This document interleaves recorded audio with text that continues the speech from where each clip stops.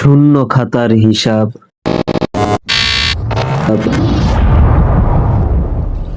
তুমি বসিয়া বিচার করিতেছ পিতৃমাতৃ দোষের খাতা, অচক্ষে তাহারা নীরবে কষিতেছে তোমার শূন্য জীবনের হিসাবতা। তাহাদের যৌবন অস্তাগত বলিষ্ঠতা আজ স্মৃতির ধ্বনি, ক্ষীণ দেহে তবু বহমান কর্তব্যবোধের অনির্বাণ অগ্নি। তোমার শূন্য পাতার স্তবকে স্তবকে তাহারা লিখিয়াছে ত্যাগের ইতিহাস, নিজের স্বপ্ন বিসর্জন দিয়া রোপণ করিয়াছে তোমার আগামীর আশ্বাস। তুমি মানব, ভুল তোমারই ধর্ম, ইহা সৃষ্টির চিরন্তন বিধান।